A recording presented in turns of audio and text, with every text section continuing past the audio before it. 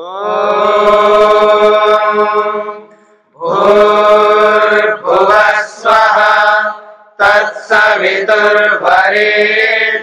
भर्गो देवस्य धीमहि धियो यो नः प्रचोदयात्।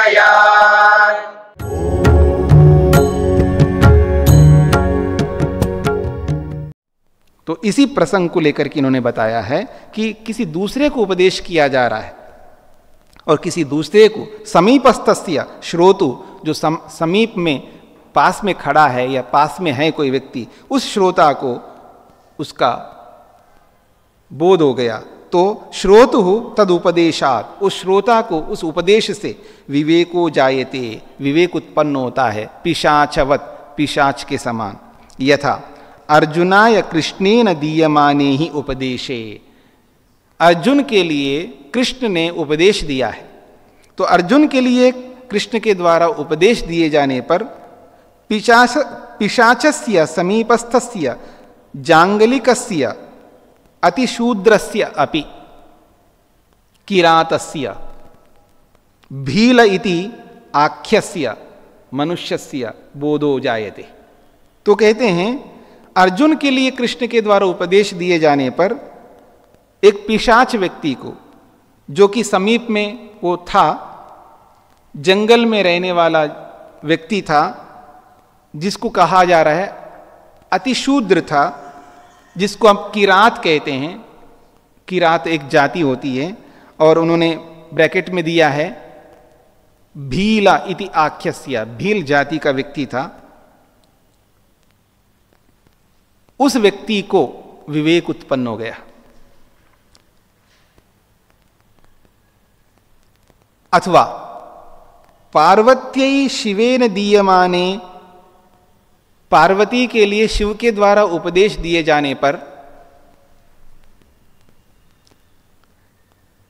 पिशाचस्य समीपस्थस्य पर्वतीय जनस्य शूद्रस्यापि सेवकस्य विवेको जातः। क्योंकि शिव और पार्वती का प्रसंग आता है। शिव और पार्वती से आप ये मत समझना है जो आज जिस शिव को समझ रहे हो आप।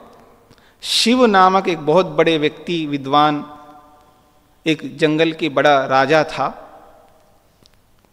और जो योग का बहुत बड़ा अभ्यास किया था। उसने अपनी श्रीमती पत्नी को, पार्वती नामक पत्नी को उपदेश दिया है। उस उपदेश को किसी जंगल में रहने वाला जांगलिक व्यक्ति ने सुन लिया तो उसको बोध हो गया, उसको विवेक हो गया। ऐसा प्रसंग आता है। तो उसी को यहाँ उद्धृत किया उन्होंने। या तो शिव ने पार्वती को उपदेश दिया तो किसी दूसरे को बोध हो गया, अथवा अर्जुन ने उपदेश सुना कृष्ण के माध्यम से। उपदेश तो सुना अर्जुन ने कृष्ण के द्वारा और बोध किसी और को हो गया। ऐसे बहुत सारे उदाहरण आते रहते हैं। तो किसी और को उपदेश करने पर भी किसी और को बोध होता है, जैसा कि एक भील जाति के अति सामान्य व्यक्ति को हुआ था। ये बात कही गई है। हाँ जी, सूत्रार्थ लिखिएगा।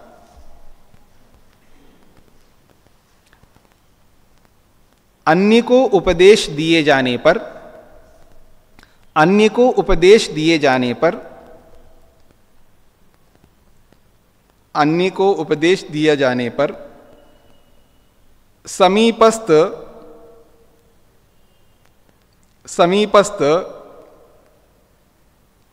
किसी अन्य को विवेक हो जाता है। अन्य को उपदेश दिए जाने पर समीपस्थ किसी अन्य को विवेक हो जाता है,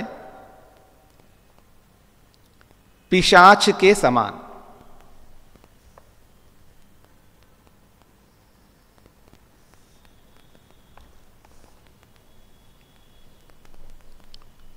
हाँ जी, अब देखिएगा, हम इन दोनों ही परिस्थितियों से परे हैं। ठीक है जी, हम लोग ऐसे हैं, इन दोनों ही परिस्थितियों से परे हैं। हम ऐसे चिकने घड़े बन गए हैं, हमें कितना ही उपदेश दिया जाए लेकिन हमें तत्वोपदेश नहीं हो सकता। ठीक है ना? तो क्या करें? हम जैसे लोगों के लिए भी तो कोई उपाय होना चाहिए ना, तो वो उपाय बताने जा रहे हैं आगे। प्रकार द्वयात साक्षात असाक्षात व उपदेश ग्रहणात। प्रकार द्वयात, दो प्रकार से बताई बात। एक तो साक्षात उपदेश करने से व्यक्ति को विवेक होता है, उसको बताया राजपुत्रवत तत्वोपदेशात। और दूसरा ये कहा है साक्षात नहीं उपदेश दिया जा रहा है, असाक्षात परोक्ष रूप से किसी और को उपदेश दिए जाने पर किसी और को विवेक हो रहा है। तो साक्षात असाक्षात व उपदेश ग्रहणात, या तो साक्षात उपदेश ग्रहण करते हैं अथवा असाक्षात यानी परोक्ष रूप में किसी को बताया जा रहा है, उसको सुनकर के हमें विवेक हो रहा हो, तो इसको कहेंगे असाक्षात। दोनों ही रीतियों से उपदेश का ग्रहण हमें अगर हो जाता है तो विवेक हो जायते, विवेक उत्पन्न हो जाता है। ये बात तो कह दिए, परंतु जिनको साक्षात बताने पर भी ना हो और परोक्ष से भी ना हो, तो उसके लिए क्या करें? तो कह रहे हैं केशांचित कदाचित सकृत उपदेशात जायते। कुछ लोगों को केवल एक बार संकेत आपने कर दिया, एक बार उसको उपदेश दे दिया, एक बार बता दिया अच्छी बात किसी भी प्रसंग में, वो गांठ बांध लेता है, अब दोबारा उसको सुनने की आवश्यकता नहीं पड़ती है।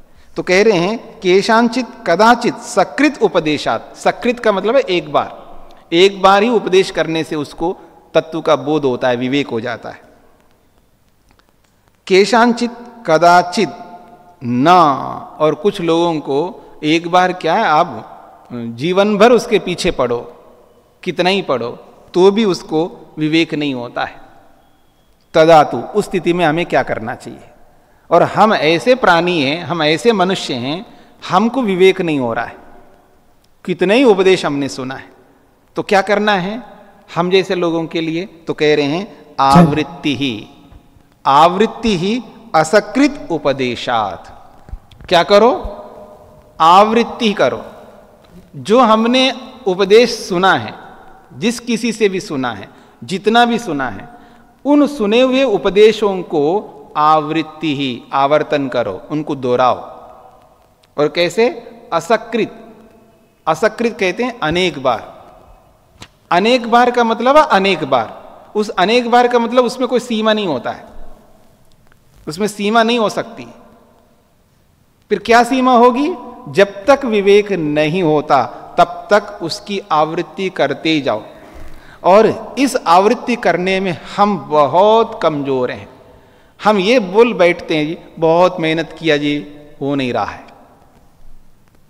बहुत कर लिया जी, हो नहीं रहा है। एक मोटा आदमी, ओवरवेटेड व्यक्ति, भार अधिक है शरीर में, चर्बी बहुत बढ़ गई है, मोटापा बहुत बड़ी दयनीय स्थिति में आ गई है, वो व्यक्ति बोलता है साहब हमने बहुत मेहनत किया, मेरे से नहीं हो सकता, अब तो होगा ही नहीं, देख लिया, सब करके देख लिया। ऐसा बोलता है जैसे कि अब कोई उपाय बचा ही नहीं है। मेरी बात समझ रहे ना? ऐसा बोल देता है व्यक्ति कि अब मैंने पूरा किया, पूरा मेहनत किया, कोई कसर नहीं छोड़ा है, पूरा लगाया, जोर लगाया, 100% दिया है, नहीं हो रहा है, ऐसा बोलता है। ऐसा कभी नहीं हो सकता, ऐसा नहीं हो सकता।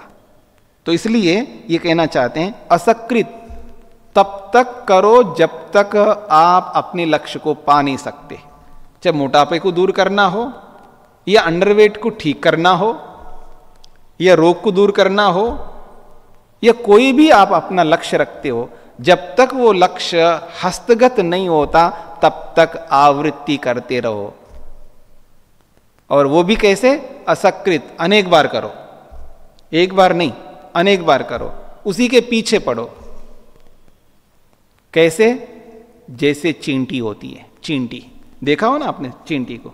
कभी चींटी को विश्राम करते हुए देखा? सोते हुए देखा चींटी को? अब जब देखो तब वो पुरुषार्थ में लगा हुआ रहता है, लगी हुई रहती है।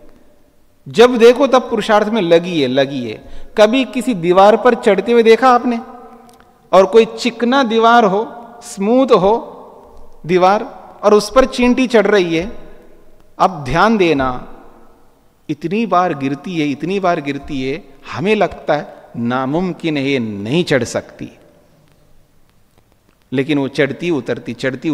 कभी कभी तो वो जो चिकनापन जहां समाप्त होने वाला होता है ना, वहां तक जाकर के फिर गिर जाता है, फिर चढ़ती, फिर गिर जाती, लेकिन जब तक वो अपने गंतव्य तक नहीं पहुंचती वो चींटी, वो कभी भी पुरुषार्थ को नहीं छोड़ सकती। जब एक मनुष्येतर योनि में रहने वाली तुच्छ प्राणी भी इतना मेहनत पुरुषार्थ कर सकता हो, और हम तो आदमी हैं, मनुष्य हैं, हमको कितना करना चाहिए? क्यों हथियार छोड़ते हो? क्यों बोलते हो जी मेरे से नहीं हो सकता? क्या नहीं हो सकता? सब कुछ हो सकता। इसलिए कह रहा आवृत्ति करो, उसको दोहराते जाओ, और वो भी कैसे? असकृत, अनेक बार दोहराओ। तो आवृत्ति ही असकृत उपदेशात, जो भी हमने सुना जाना है, जो भी हमारे पास में जानकारी है, उसको इतना आवर्तन करो, इतना दोहराओ, और इतने बार दोहराओ, दिन में एक बार नहीं, पूरे दिन में एक बार नहीं, जब जब अवसर मिले तब तब बस दोहराते जाओ, तब जाकर के हमें समझ आ जाएगा, तब जाकर के हमें विवेक होगा, उसके बिना नहीं होगा। ये बात कही जा रही है। तो देखिएगा, पुनः पुनः उपदेश ग्रहणात् आवृत्ति कार्य, बार बार उपदेश को आवृत्ति करते रहो। पुनः पुनः श्रोतव्य उपदेशा, बार बार उस उपदेश को सुनते रहो। तद्यथा, जैसे कि उदाहरण से समझा रहे हैं, भूय एव मां भगवान विज्ञापयतु। पिता पुत्र थे, श्वेतकेतु और आरुणि, उपनिषद में कथा आती है, श्वेतकेतु और आरुणि, ये दोनों पिता पुत्र के रूप में थे। तो वो कहते भूय एव मां भगवान विज्ञापयतु, पुत्र कहता है पिता से, क्योंकि उस समय तो सब विद्वान होते थे, ठीक है जी। तो पुत्र कहता है भगवान, हे मेरे पिता, भूय एव, और बताओ, बस बताते जाओ, रुकना नहीं मेरे लिए। भूय एव, बताते ही जाओ बस। उसके पीछे पढ़ करके सुन करके इतनी आवृत्तियां करके बोध कर लिया था आरुणि, और बहुत बड़ा व्यक्ति बन गया, ऋषि बन गया। तो यही कहना चाहते हैं कि श्वेतकेतु आरुणितः पुनः पुनरुपदेशम जग्राह, आरुणि से श्वेतकेतु नामक पुत्र ने पुनः पुनः उपदेशम जग्राह, बार बार उपदेश ग्रहण किया, अनेक बार उपदेश ग्रहण किया, तब तक उपदेश लेता रहा, तब तक सुनता रहा, जब तक उसको विवेक नहीं हुआ, तब तक सुनता गया, और एक दिन आ गया था उसके जीवन में, उसको पूरा विवेक हो गया। ऐसी कथा उपनिषदों में आती है। हाँ जी, मुझको। सूत्रार्थ लिखिएगा।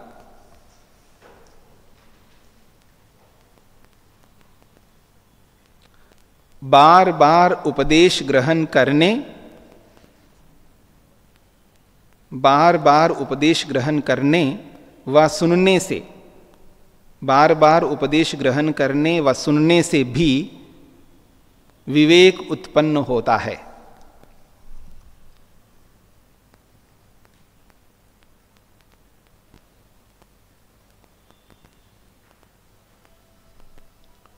हाँ जी, आप क्या कहना चाह रहे हैं? आचार्य, ये सांख्य दर्शन का लेखन काल महाभारत काल के पूर्व में है या पश्चात? ये इतिहास का विषय है, इदम इत्थम नहीं कहा जा सकता है इसका लेखन कब हुआ है। इतिहासकार लोग अपने अपने अनुसार प्रस्तुत करते रहते हैं, ठीक है, कोई बाद का बताते हैं, कोई पहले का बताता है। तो उस इतिहास में हमें ना जा करके सांख्य सिद्धांत के रूप में इसको देखें तो आदि काल से ये सांख्य सिद्धांत चला आ रहा है। इन्हीं सूत्रों के रूप में महर्षि कपिल ने प्रस्तुत किया। महर्षि कपिल ने जिन सूत्रों के माध्यम से सांख्य सिद्धांत को प्रस्तुत किया है, महर्षि कपिल से पहले भी सांख्य सिद्धांत आदि काल से चला आ रहा है। मेरी बात समझ में आ रही है आपको? ठीक है, तो ये जो सिद्धांत है ये आदिकाल से आ रहा है, लेकिन सूत्रबद्ध इस शैली में, इन सूत्रों के रूप में महर्षि कपिल ने हमारे सामने रखा है। कब रखा है, किस समय रखा है, ये मेरे को पता नहीं है, क्योंकि इसमें उदाहरण कृष्ण और अर्जुन का है इसलिए। जी, ये तो भाष्यकार ने दिया है ना, सूत्रकार ने नहीं दिया ना ये उदाहरण, ये सब भाष्यकार है। भाष्यकार तो कल के हैं, ये तो हमारे जीवन के काल के हैं। ये जो भाष्यकार हैं तो हमारे जीवन के काल के लोग हैं। भाष्यकार तो अपनी ओर से ये उदाहरण दिए हैं। ठीक है, मेरी बात समझ में आ गई आपको? हाँ, पीछे से कौन क्या बोल रहे हैं, माइक लेकर के बोलना होगा।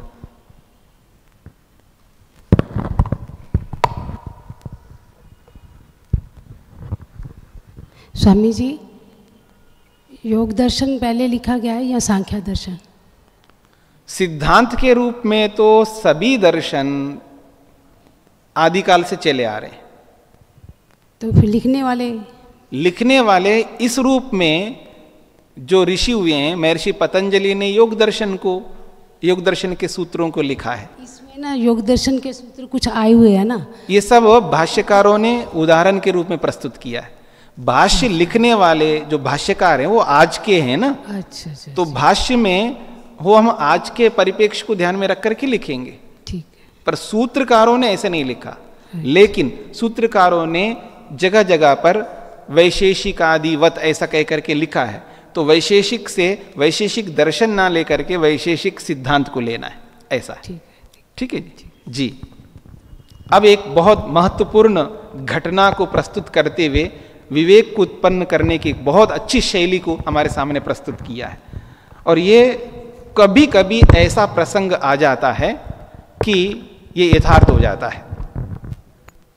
जी आइए, अथच कस्यचित घटना प्रभावाद अपि विवेको जायते।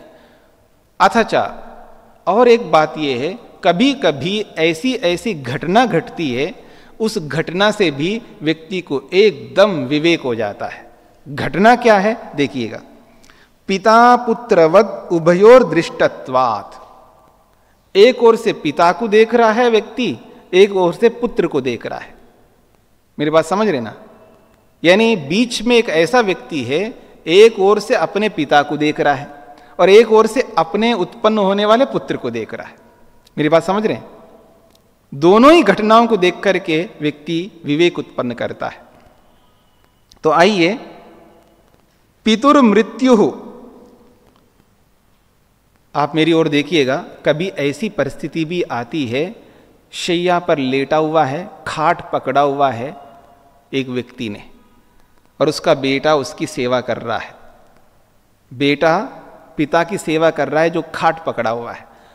भरोसा नहीं ये कब शरीर को छोड़ करके जाए, ऐसी परिस्थिति में है। ना खड़ा हो सकता है, ना उठ सकता है, ना बोल सकता है, बस खाट में पड़ा हुआ है। ना तो ढंग से दिखाई दे रहा है उसको, ना ढंग से सुनाई दे रहा है, ना कुछ बोल पा रहा है, बस समझ रहा है उसका सारा संसार खाट हो गया है। ठीक है।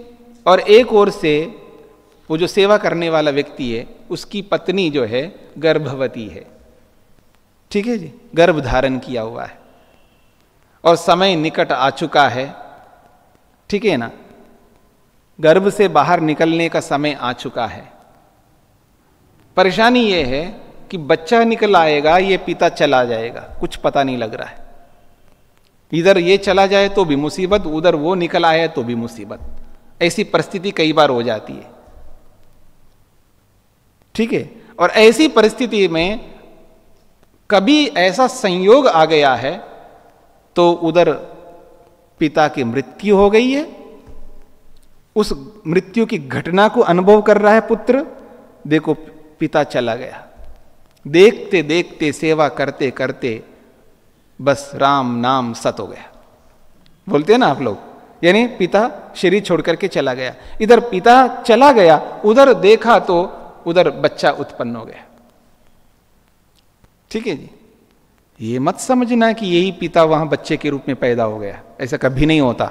हाँ, क्योंकि गर्भ जब स्थापित हुआ था ना, तभी उसमें आत्मा आ चुकी है और जैसे आत्मा आ जाता है तभी शरीर का निर्माण प्रारंभ होता है। ये अभी इस सांख्य दर्शन को आप पढ़ेंगे ना, 5वां अध्याय आ रहा है, उसमें आप ये सारी बातें पढ़ेंगे, आपको पता चल जाएगा।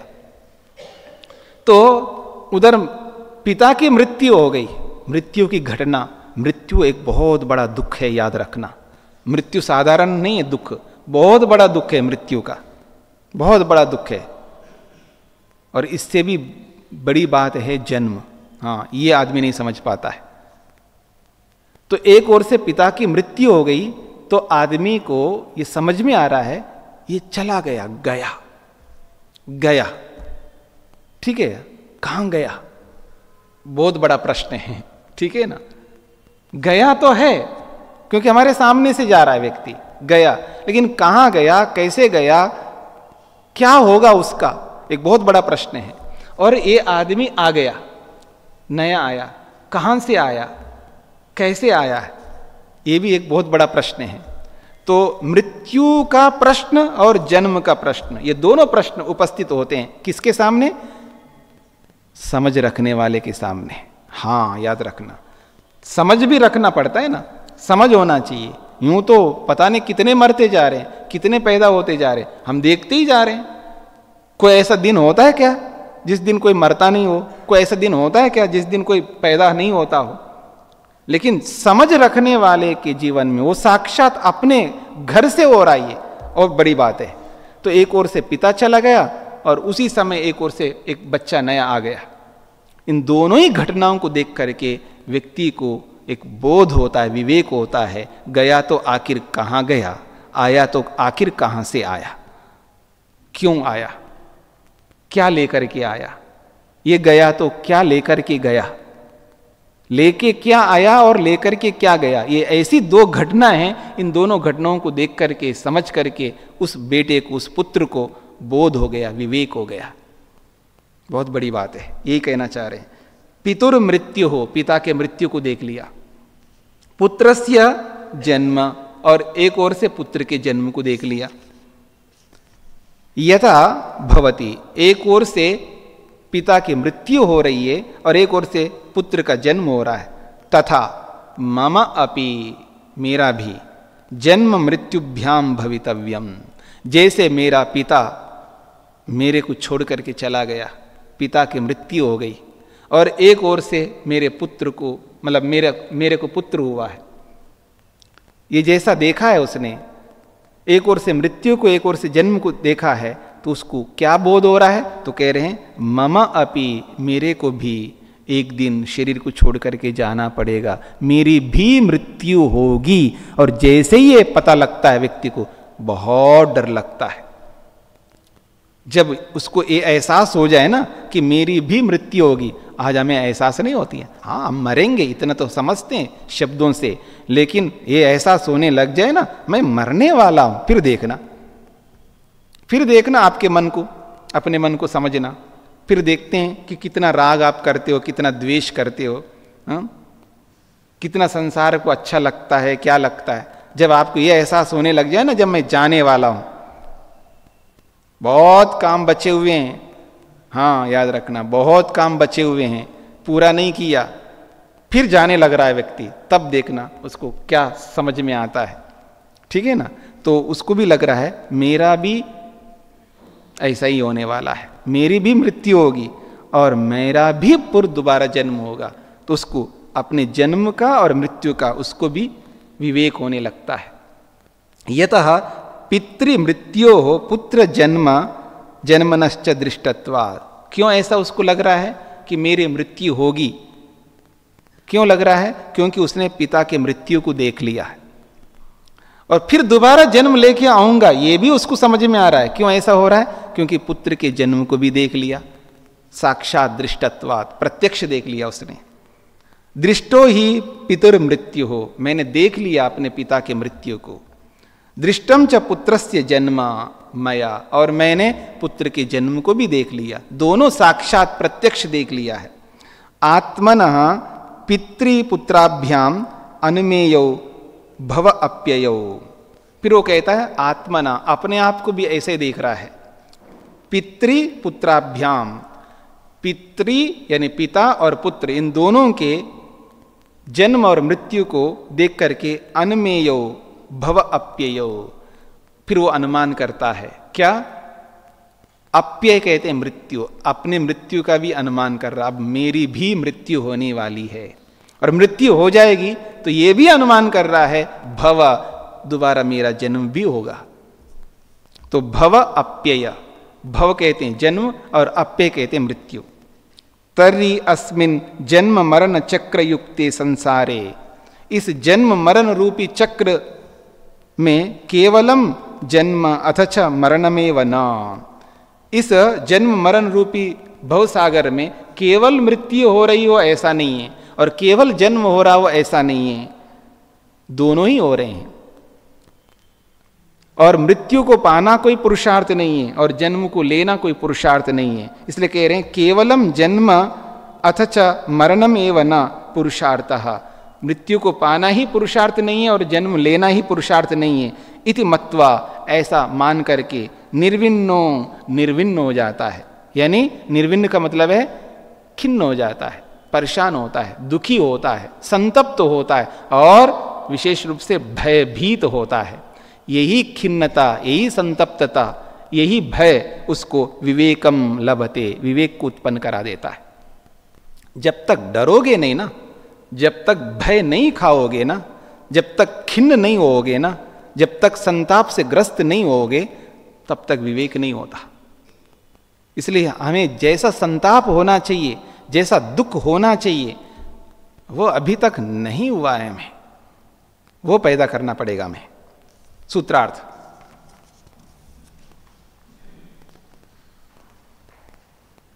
पिता की मृत्यु, पिता की मृत्यु और पुत्र के जन्म को, पिता की मृत्यु और पुत्र के जन्म को साक्षात अनुभव करने से, साक्षात अनुभव करने से भी विवेक उत्पन्न होता है। द्यौः शान्तिरन्तरिक्षं शान्तिर्पृथिवी शान्तिरापः शान्तिरोषधयः शान्तिः वनस्पतयः शान्तिर्विश्वे देवाः शान्तिर्ब्रह्म शान्ति सर्वं शान्ति शान्तिरेव शान्ति क्षमा शान्तिरेधि। ॐ शान्ति शान्ति शान्तिः।